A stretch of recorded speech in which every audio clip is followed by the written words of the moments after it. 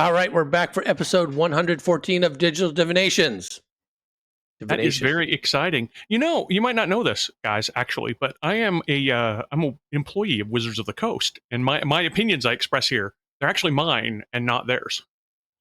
Oh, they're your own. And you can too. Ask me how. Okay, excellent. So, first, breaking news about GenCon. I can't go now. I am bagging out. I've had to cancel. And Ron has actually helped me with this somewhat already, so he kind of knows this is happening. So 7 of the last 8 days, I've been prepping my house for sale because we're buying a new house, and we're closing at the first day of GenCon and moving in during GenCon. So because of that, I'm not going to GenCon. And I will say, when I informed the GenCon folks of that, they had told me that they were already kind of short Starfinder GMs, and a couple of other people were having to drop out, and they really wanted me to go. But I was able to get a friend of mine, Jake Reynolds, who was not going to Gen Con this year. He was all excited about next year. And I said, well, you want to go next year? Or you want to go this year? You can run lots of Starfinder and they'll give you a room. And he said, sure. so the Gen Con folks were happy with me because even though I had to drop out, I found a replacement that's even better than me. He's a 5 Nova GM, VC, and all kinds of stuff. And he's easy driving distance to Bloomington. So, so doesn't have to get on an airplane that gets potentially cloud striked or Yes. So he's protected against all those Microsoft weird things that could happen. That was crazy. I put my wife on a airplane that morning that the cloud strike kind of messed everything up. And my wife had told me, to her credit and not to mine, she had told me several days before, it's like, hey, I'm going to go visit my friend. I booked a ticket, but Alaska Airlines canceled that flight, and they moved me to a different flight that's like 20 minutes later. So I want to be at the airport at the same time.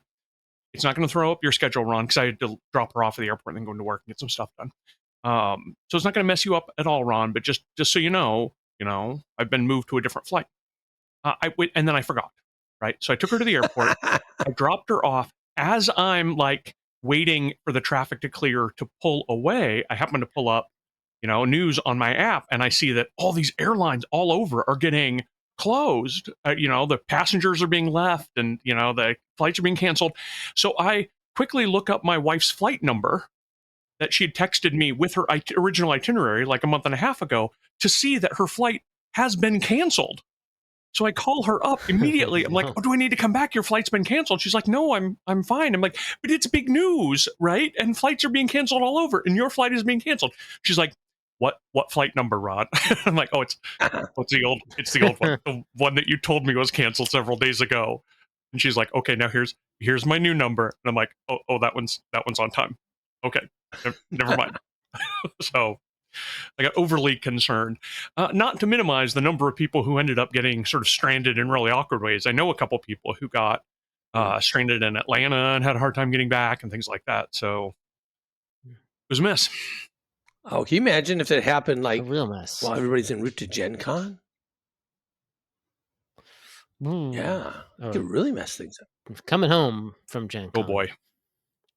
I mean, worst comes to worst, I know lots of people in the Chicagoland area I could get a ride with, or drive up to and stay with. Well, hopefully that won't happen to you, Ron, because you're going solo now. I am. I've got a lot of friends that have reached out and was like, oh, we ought to meet. And I won't, without naming names, I have I have probably my most aggressive friend whose wife is exceptionally well connected with a lot of people throughout the whole tabletop game industry. I told him, oh, I'd like to hang out with you and your wife, but I'm not exactly sure when I'm free. I think I've got the schedule's been posted for who's doing what for Dungeons and Dragons at Gen Con, but I don't know it off the top of my head, but I think I'm busy the evening you're talking about. So he's like, well, that's too bad. But then his wife, who knows some of the people at Wizards of the Coast, got back to me and said, actually, you're free. I'm like, oh, in fact, it was actually you're free, and I know somebody who's coming to the same thing that you can get a ride along with to make it as easy as possible for you. I'm like, that's just like personal concierge to a Gen Con social event. That's very nice. Very fun. Very fun. Well, I think since Jason and I will not be going, we'll do a special episode. We'll think of something because I think it's during that whole Gen Con time that our next one's. Well, it'll be the Sunday of, and so all the news feeds will be full of the Starfighter Second Edition rulebook or Starfighter Second Edition playtest rulebook. Yep, and how the playtest adventures are going, and all the lamentations that John Godek isn't there to run any of the. I know.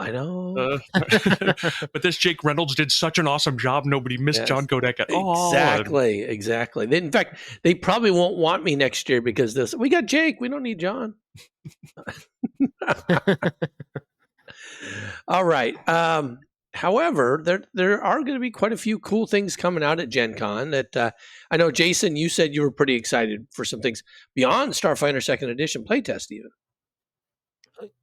Yeah, I mean, there's some stuff that I was just sort of thinking about other games to, people could think about. Like, obviously, Starfighter Second Edition playtest coming out. You're going to grab that. You're going to read that. But there's still some time, at least when this comes out, right? You've got another whole week before that happens. I was thinking about other games you could just check out and read before or on the flight to Gen Con. Oh, so games are out, but then also got to think about what's coming out at Gen Con that we could talk about as well. So, for both ends of the spectrum. What are you excited? And one of them, I was going to say, what are you excited about? I'll mention one of them. One of the things that is, so one of the things I was, we're playing Scum and Villainy, Blades in the Dark, in that sort of vein. Recently, I've started a game that is called Disaster Wing, that is a sort of a mecha, teens in mechs, very Gundam, stripped down a little bit, even more so than usual for Forged in the Dark style game. So we made characters that, and we started playing that, and that's been a lot of fun. So it got me thinking about other sort of like Blades in the Dark hacks. And there is a game that's nominated for several Ennies, I guess you would pronounce it Cyberpunk, but it's spelled CBR +PNK. Okay. Cyberpunk.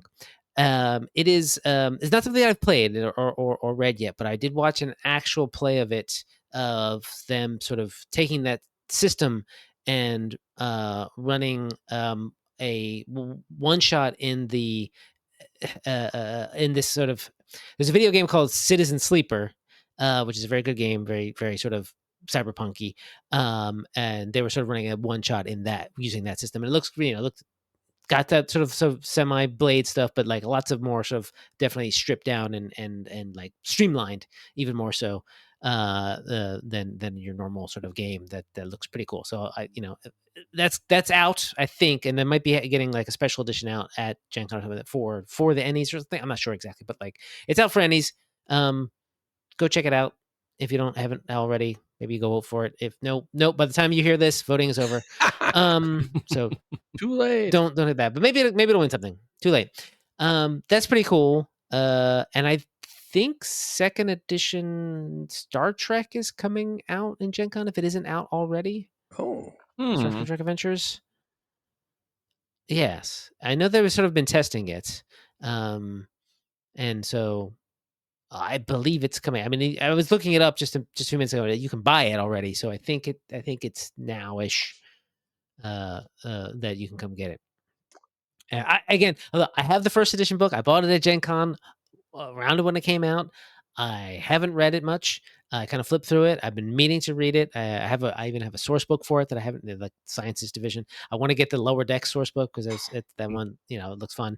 But like I haven't yet gotten around to playing it. Now too late. But people like it. Now it's too late. It's second edition. Might as well start. Might as well go get the second edition and read that. Yeah, exactly. It says launch at Gen Con, so that's pretty cool. Yeah, I've never actually played or run a Star Trek game, although I didn't get very far into start running the most Star Trek-y Star Wars game that I think West End Games published back in the day. It was called Dark Strider, but it was like you were the bridge crew of a ship that has going out into deep space. No Jedis, but there was like the Empire has fallen, and some strange psionic type tech has been stolen away by some remnants of the Empire, some warlord who's gone off into unknown space. And you're the bridge crew of a fairly large ship who the people on it, sometimes they're kind of, sometimes they're skilled, sometimes they're refugees, but they've got their own secrets. You've got your own secrets. And it didn't take too long for everyone to realize this plays a lot more like Star Trek. Strange new, you're visiting strange new worlds and things like that. Yeah. And so that's the closest I've ever come to a Star Trek type RPG. Is this one still kind of the bridge crew kind of idea? You're the okay. Yeah, the idea is you're playing the bridge crew in some fashion. You might not be the captain, but you might can be. I'm not 100% sure, but you definitely have like what division you're a part of is important, I believe, like the science division or the security division or whatever. And you make characters and you do Star Trek things with the Modiphius's 2D20 system, which I've heard is good, but I haven't yet given it a try. Is that that's a 2D20 system that is used by Conan and John Carter and the other? Okay, yeah, all right. I know the system. John Carter, the Alien RPG system. No, that might be a different one. Yeah, that's whatever Modiphius is up to. I know they've got a couple other licenses. I'm very excited. I learned earlier this year that they picked up the Discworld license. Oh, really? That'd be fun. So I'm excited to try that when that comes out, because that's a fun system, a fun setting. Before we started playing this Gundam game, we were playing a Star Trek style game, but it was a completely new, completely homebrew system that you made your bridge crew character, but you also made it a lower decks ensign style character for every other player. Okay. So this is a game in which we all had about 8 characters. And then you were like, when they had doing something, you were in that scene too as your lower decks character. And so it was just chaos. We were doing all sorts of things, and you could sacrifice your red shirts basically to get better numbers and stuff like that. It was pretty funny. Yeah, to get stuff done. Yeah, to go way back. That's a little, but of course, it's a little Ars Magica, right? Where when you play an Ars Magic campaign, you make your super powerful wizard, but then you also have like your non-magic using bodyguard character, and you also have like your, they call them the grogs or whatever. That's like your common, and sometimes the adventure is just for all the commoners to go do something wizards can't be bothered with, or. But we had done, and near the end, we had done something like that because the bridge crew was stuck in the holodeck. Oh, as and happens. The holodeck captain as happens, of course, but it was a holodeck of a romantic serial about starship. So that starship captain somehow made her way out into the real world and was captaining our ship. It was a whole big switcheroo. Oh. Were you running this or playing this? I was playing it. Playing it. Yeah. I have a lot of faith in you being able to run something kind of zany like that, just having been through Scum and Villainy with you. You've got a lot of skill for having these sorts of things just sort of pop up and get sort of progressively like, what the heck? More as things go on. Yeah. I mean, what you got to do? You got to ramp it up a little bit, and keep pushing when you can. When things are, if you're not running something that's already written and you can just go buck wild. That's what I like to do. Very cool. Very cool. I was looking when Jason mentioned this topic, I went to look to see what other kind of games, board games and stuff were being released at GenCon that were kind of sci-fi-ish. And I came across a couple of them. One of them that looked kind of interesting. It's called This Game is Killer. You're a crew on a spaceship, and there's a xenomorph. I don't know if it's the alien xenomorph, but there's a xenomorph, and you're trying to survive. And it's kind of a co-op / competitive thing because everybody's trying to survive, but you get some additional bonuses if you do better than others, I guess. So, but so kind of like almost like an escape room, but with the stakes a bit higher in space. Feels very Among Us, right? Yeah. Like I will eject this person on the hopes that they are the imposter. Well, I mean, it's not. It doesn't look like it's an imposter. It's just a survival. There's an alien survival thing being played by the game or whatever, right? Yeah, and not pretending to be. Not like the thing. No, the thing. The thing would be like what you're thrown talking off by about. the morph at the end of Xenomorph, right? That it could change and look like other. Anyway. Yeah. Yeah. That is interesting. You know what? Hey, that's a good point. Why do they call it the Xenomorph? Because it doesn't morph into anything. It doesn't have to be anything because it starts from the little worm thing and it grows into the big monstrosities that eats everybody. There's a sort of like whatever the egg gestates, it takes a little bit of that, because wasn't there going to be a story about like how one of the xenomorphs came out of a dog and it was more dog shaped than human shaped. You're thinking about The Thing. There was like I think they nixed it.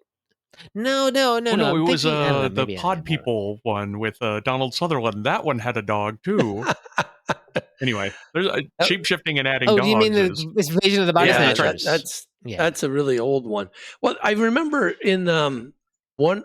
I think it was actually in the graphic novels of Aliens. They had one where all the animals, like there was a planet and all the animals got infected, cows and all kinds of things. Aliens. But the xenomorphs still were just the way they normally are. They hadn't really changed. Because if you think about it, I mean, it's really, they're just putting an embryo of something in there. It's not really, and it bursts out, right? It's not taking anything other than nutrients from the host. Fair enough, yeah. I guess. It's not taking their DNA. There's a new Aliens movie coming out. Did you see that?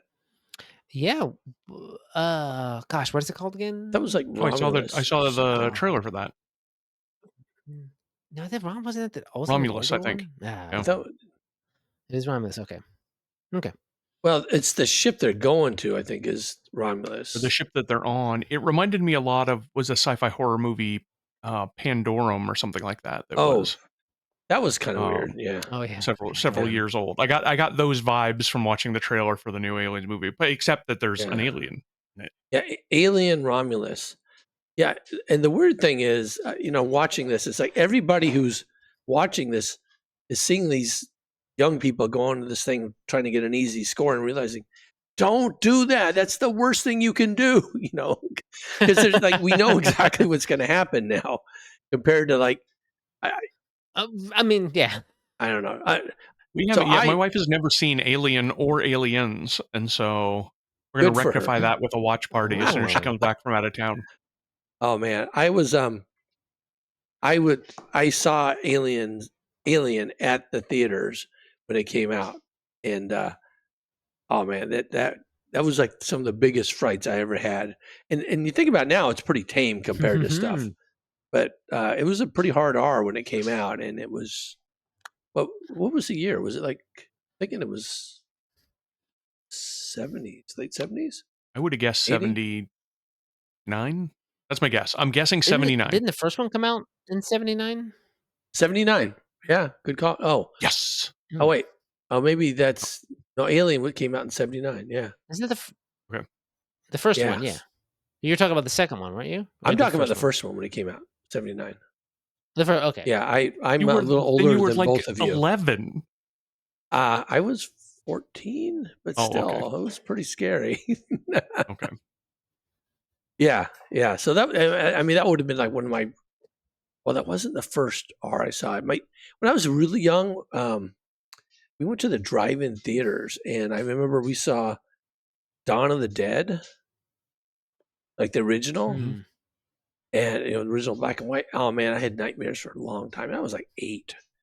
I was, of course, you're supposed to be sleeping, right? You watch the early feature, and then your parents watch the late one. And you're supposed to be sleeping. While the kids sleep in the back of the car or whatever. Yeah, I didn't. Back of the old station wagon. Yeah. Oh, yeah. Anyway, but yeah. So this game is killer. I thought that sounded like a pretty interesting. That's good. Kind of co-op-y kind of game that was related. I may swing by and try that. What else have you seen?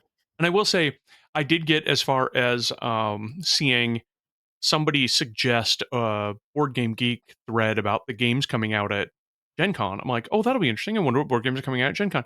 And it had like 560 entries or something like that. I'm like, yes. Oh, Oh Wow. boy, I'm not going to go through all That's a these. lot. I looked at the best of. I had found somebody that had the best of. Okay, I happened Very to smart. include a couple. So the next one that which was on this list was called From the Moon.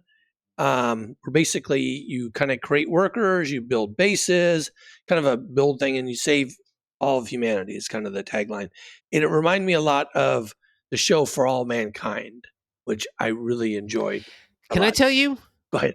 That we recently started watching that, like about a week and a half ago, and I'm surprised how much I'm liking it, because I wasn't sure how it was going to be. Is this going to be dry? Is this just going to be drama? And it, didn't really know that it was an alternate history thing. Until I started watching it. Oh, it's great. Oh, and then also that Ronald D. Moore is involved in it from the Battlestar Galactica reboot, which obviously at the beginning seasons were great. But this is, we just watched an episode, literally finished an episode 15 minutes ago. Oh, wow. Are you still season 1 or? Season 2. We're in season 2, and I won't spoil it, but it's like we're near the end. We're like 2 episode. That was like episode 8, and something bad just happened. Okay, so we've got to wrap up pretty quick so Jason can watch the No, we won't watch another one tonight. It's too tense to watch more than one of them. That's what we did too. It gets I've heard very good things about it. Is it on Apple TV? Yes. Okay. I do. I don't have Apple TV. I think somebody told me that I should wait until season 2 of Severance comes out, and then watch all of. And then they have like an Apple TV list of all the things I'm supposed to watch as soon as I get it. But the first on their list, her list is actually very Severance based. It's Severance season 1, then Severance season 2, and I think For All Mankind is right after that. So. Well, I wasn't sure about watching. I'd seen kind of clips off and on. I thought, it's just kind of this weird moon show or whatever. And then Jason Tondra mentioned that he really, really loved this show. He loves it, yeah. Yeah, so I thought, I'll try it. And from like the first episode on, we kind of got hooked. It gets... it's gripping. It is definitionally well, gripping. It does all those cliffhangers kind of very purposefully. I didn't... I don't want to say too much. There were some parts later on that I didn't care for as much. But it's over. There's some stuff happening in season 2 that I was afraid was going to happen, and I'm like, I'm afraid, and then it happened, and I'm like, oh. You mean like narrative decisions? Narrative decisions, narrative decisions that I just in general, when they happen in any TV show, this could happen in any show, really. This particular narrative decision, and I'm like, not into it. But they do. Maybe John and I were talking about. They do a lot of neat stuff that later episodes and seasons even call back to earlier ones, and so there's this play back and forth, and I think the story still stays pretty good towards it. The time jumps is what's weird though. Every season has between like season, right? Yeah, multiple year time jump. Yeah. So even in the first season has a time jump in the middle a little bit. Yeah. So that was probably the mid-season finale. So that seemed now I'm at the point where I know absolutely nothing about the show except kind of an overview. Time jumps seem appropriate, right? Because when it comes to the actual sort of space race, things aren't Hollywood movie instantaneous, right? Like the one they have to do send the drillers up to the asteroid. I mean, there should be months and months at least, and sometimes years and years, where they're like, oh, here's the technology we need. Let's jump 3 years in the future. Oh, now we have the technology that we were just talking about. For you, a couple of minutes, but for us, it was years ago, because this kind of thing takes time to develop in any kind of realistic way. So this is sort of semi-related to the show and to For All Mankind and to this podcast, but so I don't know if you're all familiar with the fact that in our reality, the Pathfinder shuttle is a sort of a test shuttle. It was, at any rate, that didn't go into space. It was just literally just a mock-up, right? But in the show, it's become they start talking about it. They're oh, it's going to go up. It's going to be the real thing. You're on the Pathfinder mission. Blah blah blah blah. And every time they start talking about that kind of stuff, my brain kind of like clicks in, right? And then one character literally says to another character, "I see that look you get in your eyes when you talk about Pathfinder," and I was like, what? Who, me? Oh, no, okay. Fair enough. No, that's you're talking about space stuff. Cut right. that, GIF, right? I gotta find it. Yeah, I gotta do a screenshot of that with the text on. It's pretty fun. Yeah. So yeah. What was it? What was that game? From the moon. To the moon. From the moon. From the yeah, moon. And To the moon is Honeymooners board game, yes. right? That's a little maybe different. a little outdated. Yeah, I always like the kind of what do you mean where you construct and build and kind of go forth from the planet. And way back in the day, I played a single person sci-fi game called Reach for the Stars, where you had to explore certain planets, and depending on the qualities of the planet, they were better or worse at building whatever you needed, and then you could build more ships to go out and conquer. And it's like Command and Conquer in space and something like that. So that's pretty neat. Yeah, cool. Have either of you ever played Dead of Winter? Oh, I played Dead of Winter like 3 days ago. Oh, really? Yeah. Well, Ron, this is for you. Maybe you'll want to go check this out at GenCon, because Plaid Hat Games is coming out with a new Crossroads game called a Crossroads game called Wandering Galaxy. Oh, I saw they had which looks pretty fantasy sci-fi themed Crossroads game, which I have not yet picked up. I'm more excited about a space one. Oh, I don't know that one. This one looks like it could be very Starfinder from the cover. It's got like turtle people and rabbit people and humans and other sorts of plant looking people. It looks very sci fantasy. Okay. But that's all I really know about it. And honestly, what's the it name called? And that it's a Crossroads game. Wandering Galaxy. They have a Kickstarter out that's already gotten 128,000 of a 20,000 goal. So for that. Oh, it's not yet. Oh, I thought it was going to come out at GenCon.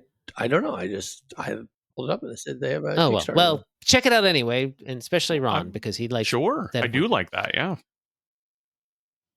Right. I do have to admit the Dead of Winter around our house and among our friends, some of our friends.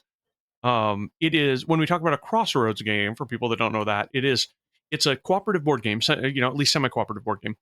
But at each person's turn, the player that just took their turn, I think, draws sort of this random event card that doesn't necessarily happen, but as soon as it gets triggered by something in the game, you read the text and it's like, here's some difficult decision, A or B.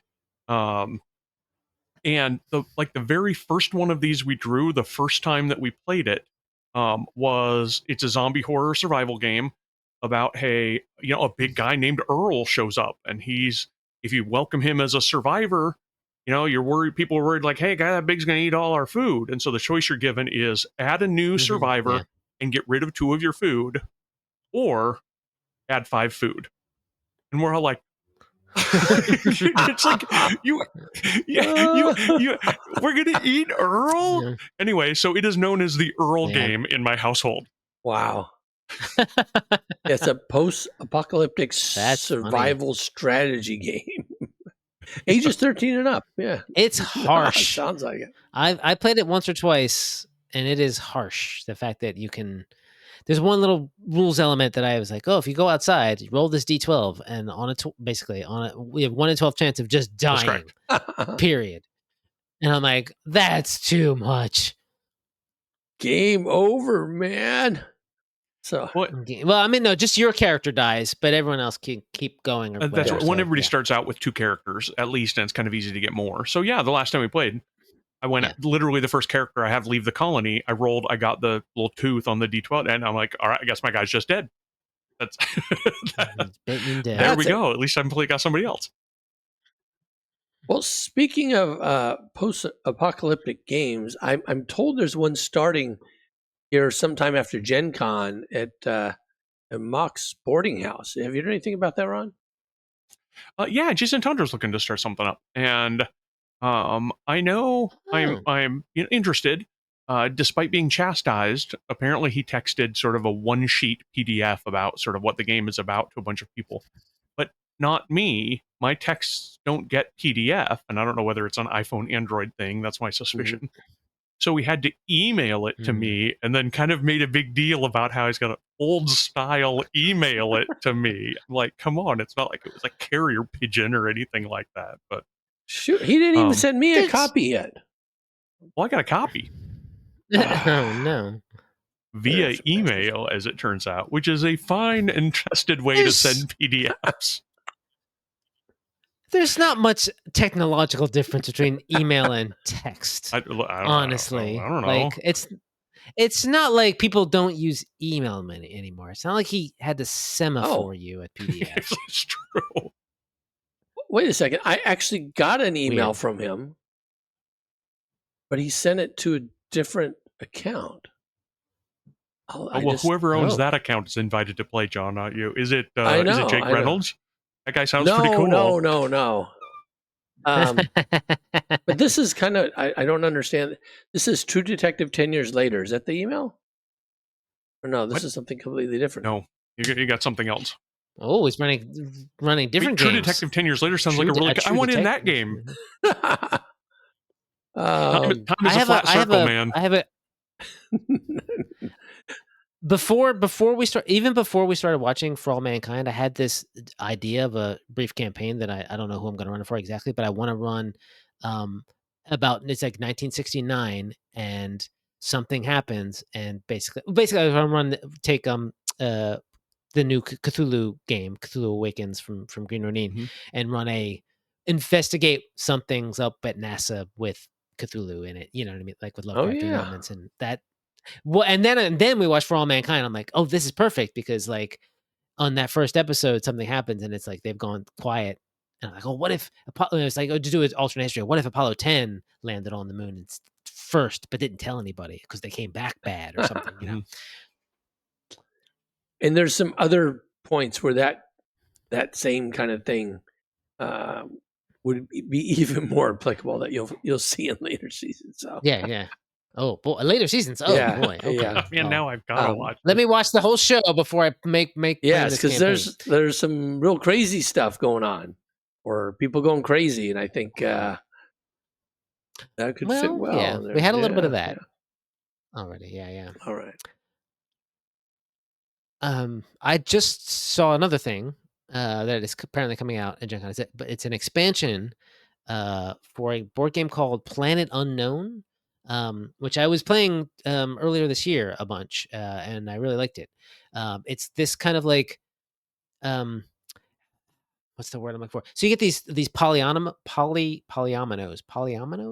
multi-sided dominoes, polymonials, polyamorous, Okay. No, something. Sometimes it's 2 squares, or sometimes it's 4 squares, whatever. Not specifically tetrominoes or whatever.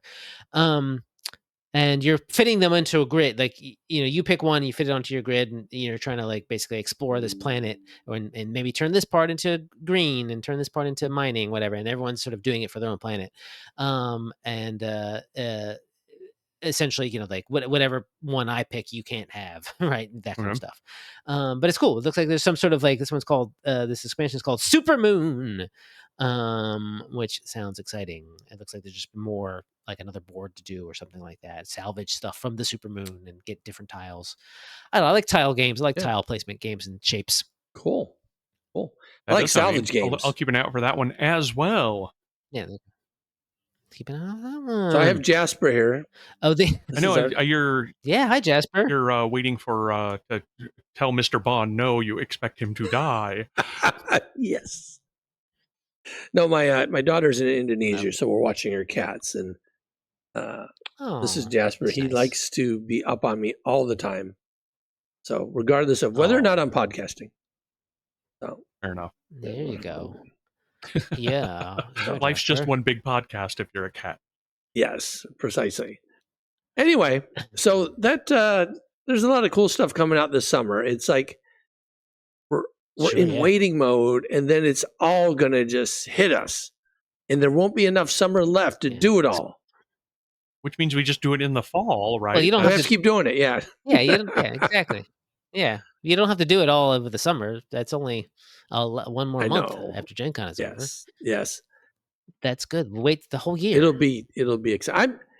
But circling back, I'm very excited for the second edition playtest and all the great adventures that Jason Keeley has already offered to run for us in our Intrepid Heroes. So I'm just gonna run the adventures that are coming out for the playtest. Okay, well, they'll be great.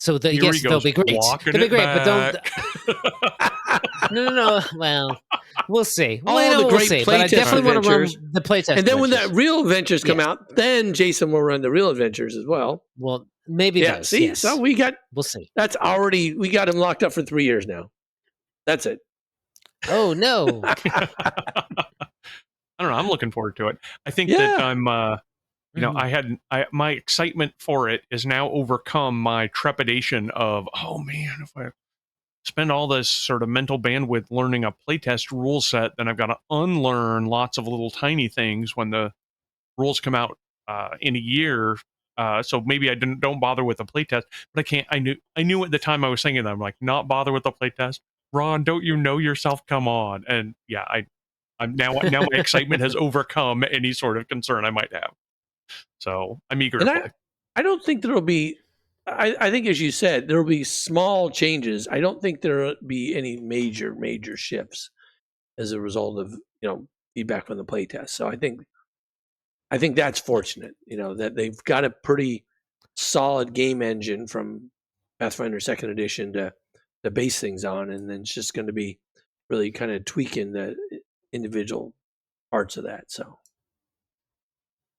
And for, there's all these other little things to have to learn for the remaster of 2nd Edition Pathfinder. That's actually it's these little changes here and there, getting to be a little bit. Yeah, but all Starfinder 2nd Edition, even the playtest is sort of more built even on the remaster. Right. So all those quality of life tweaks. So it'll be reactive strike, not opportunity attack or attack of opportunity or that. If there's even that, I am interested. I have to say, from a game design perspective, whether or not they hew to the complexity of Pathfinder 2nd Edition very rigorously, or whether Starfinder 2nd Edition is just a little bit more streamlined or a little bit more complex, right? Which side are they going to fall on, or are they going to try to walk a middle balance where they are exactly as complex? I would say somewhere in the middle, because, with the intent of saying, hey, you can use these elements in either game, take a Pathfinder 2nd Edition Ancestry and play it in Starfinder 2nd Edition, then will kind of perforce need to be about the same complexity. Lock it together. Yeah. Yeah. Yeah, so these will be two jigsaw pieces that can fit together if you want them to. But like all jigsaw puzzles, you don't have to put them together. You could just hold the pieces separate and look at them and admire them individually. Like you do with jigsaw puzzles. Like one does with jigsaw. Wait, no. No, okay. What? Just you, Jason. That's just you. I've been doing jigsaws all wrong all this time. No one's told me that I don't have to. I can't just look at the. I have to do something with these pieces. Are you kidding me? The truth has hit you such right beautiful now. That's too hard. Yes. I can look at it's on the box. True. I can look at the art on the Why don't we box. put the picture together? The picture's right there. The picture's right there. I can look at the pieces individually and imagine what's around them. What was that? All right. Well, with that, we will close. Okay. I'm John. And I'm Ron. And I'm Jason, and this has been Digital Divination.